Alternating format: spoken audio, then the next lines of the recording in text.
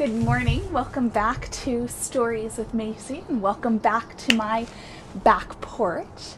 The story I have today is maybe geared a little bit more towards teenagers and moms and dads, but I think the kids will enjoy it too. It is called Once Upon a Tandem, and it is by J. Paliner. I have a story about the story before we read the story, though. Did you track there? So my story is that this book is a book that was shared as a worship thought in one of my classes when I first started at Walla Walla University. And the Bible class was called Ministry of Jesus, and it was taught by Susan Bungard. And Susan is a very special person to me. She is soft-spoken and tall and beautiful and thinks deeply and cares deeply about her students. And she was also the first female Bible teacher I had ever had. So I took this class from her. It was a requirement. I was not expecting much. I didn't know my major yet, so I was taking classes that I knew would count towards anything, no matter what major I ended up with. And she was very kind and cared about me as a person, as well as a student and what grade I got in her class. And Susan assigned us a couple of books to read from. One of them was a Bible commentary by William Barclay. And if you look, you can see that my copy, which I have kept, has lots of underlining and highlighting. And for me, that means that I enjoyed reading it. A Bible commentary. It was really the first time I had been given something like that to read. And I really enjoyed it. And then the other book she assigned us to read outside of the Bible was Thoughts from the Mount of Blessings. And again, if you flip through my copy, you'll see lots of underlining and highlighting. And I had grown up in the Seventh-day Adventist Church. I had heard a lot about Ellen White. I had been told I should do things or I shouldn't do things because of what Ellen White said. But I had never really sat down and read something that she wrote for myself. And so Susan Bungard exposed me as an 18-year-old bright-eyed student at Walla Walla University. She exposed me to for the first time to these two things, to Bible commentaries and the writings of Ellen White. And I am forever grateful to her for that. One of the books she also exposed me to was this, Once Upon a Tandem. And it's a lovely little book. She read it for worship one day. And many years later, I found it in a used bookstore, and I remembered it, and I was tickled pink to own a copy of it. So, good morning, Candy and Tony. It is a beautiful day here, and I am excited to share this little book with you. Did you ever see a bicycle built for two with only one rider? Kind of like there's an invisible person riding on the back. The pedals go round, but there's nobody there. It reminds me of the way my life used to be. It was like I had a nice big bike for two, but I certainly wasn't ready to share it. Every place I went, I rode all by myself. No one could tell me what to do or where to go. And I liked it like that. But then something stirred inside of me, or rather something echoed through my hollow heart. I came to realize that the empty seat shouldn't stay empty. After all, tandem bikes are built for two. Indeed, as the miles dragged by, it became increasingly evident that I was spinning my wheels for no reason at all, and maybe, just maybe, that empty back seat had something to do with my empty heart. So I began to consider the idea of picking up one of the many hitchhikers along the way. Some were well dressed. Most were not.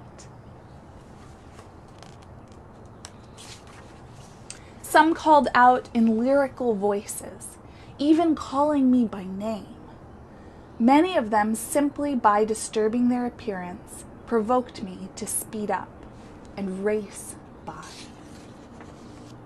For a few, I slowed almost to a halt. Collectively, they were short, tall, smiling, scowling, alluring, aloof. In their hands or on their backs were threadbare bags, suspicious-looking bundles, sleek briefcases, and gigantic trunks. Some traveled with nothing at all. Good morning, Marilyn. One hitchhiker looked like a best friend I hadn't seen in years.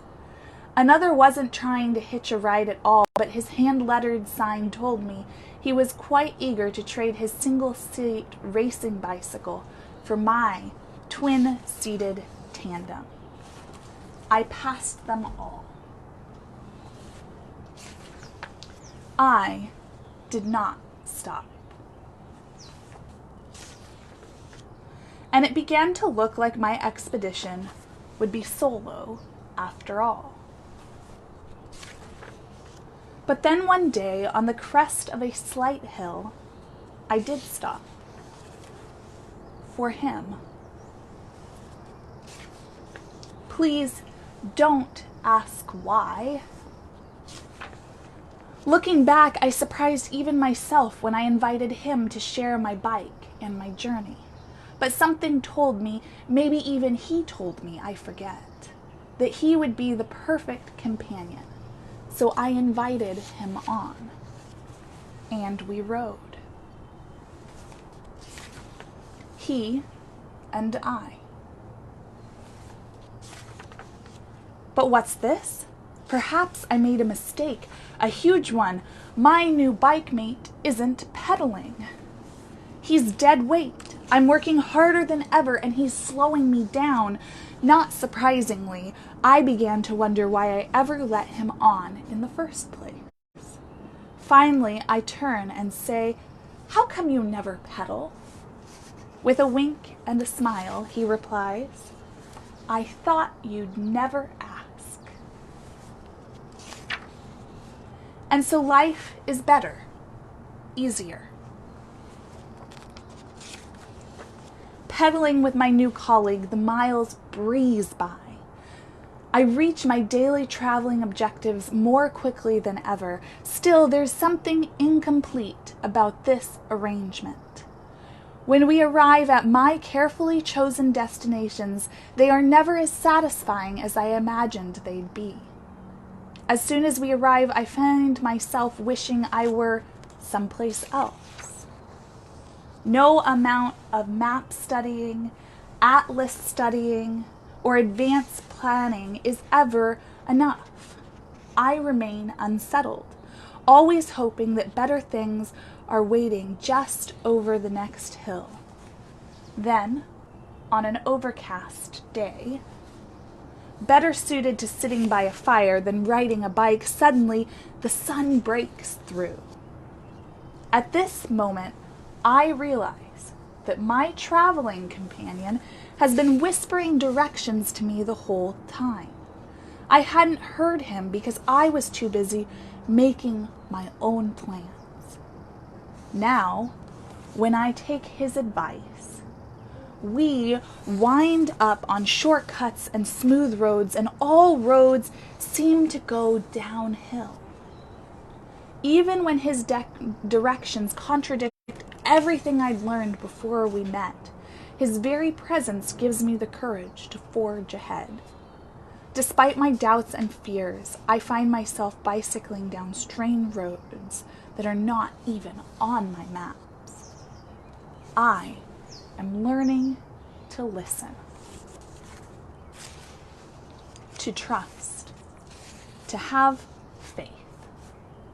Then, when I get tired of pedaling, I put my feet up on the handlebars. And as it turns out, I've been slowing him down. He never gets tired, and all I have to do, it seems, is keep my ears tuned to his directions. Nothing, I decide, could be better than biking in tandem like this. That back seat, the one that I so hesitated to fill, was clearly meant for this counselor, brother, and friend. But once again, I am wrong. Believe it or not, I discover something even better. It becomes clear that he shouldn't be riding along and whispering in my ear from the back seat. That's not where he belongs. You see, the real adventure begins when I stop the bike and invite him to take my place, the front seat. Handlebars and all. In the twinkling of an eye, I realize that he not only knows the road, he owns it. Every breathtaking view, every eye-opening discovery he chooses especially for me. And my, oh my, the places he takes me, the sights I see. The scenic routes, the unexpected detours, the dizzying mountaintops, the green valleys, all the places I would have missed. Furthermore, this new perspective, looking over the shoulder of my traveling companion, gives me a bold, new confidence. I trust his vision, knowing that he sees not only the next hill, but all the hills and curves that lie ahead.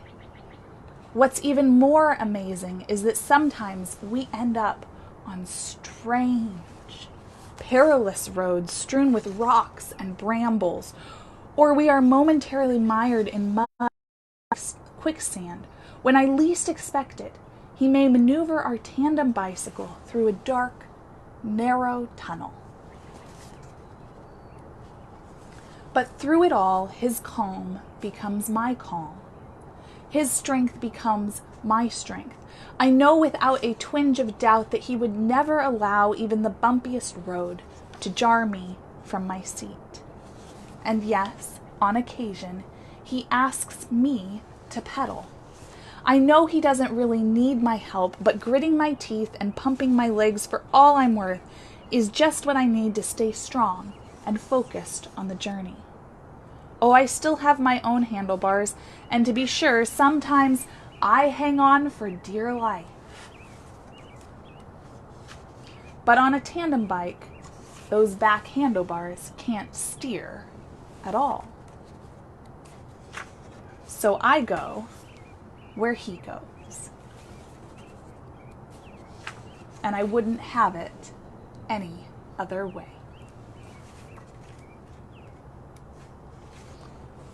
Whoever finds his life will lose it, and whoever loses his life for my sake will find it. Matthew 10:39. I hope you enjoyed that reading of Once Upon a Tandem with me. I see that we have some others who've joined us, Carmen and Philip and Sarah and Kevin. Welcome one and all. I hope you have a wonderful Tuesday and that it is sunshiny where you are and you get to go out and enjoy a little bit of that. I am very grateful that in life I have a fellow rider who is always on my side and who has led me down a path in life that I would have never expected when I sat bright-eyed as an 18-year-old in Susan Bungard's class where she shared that book with us.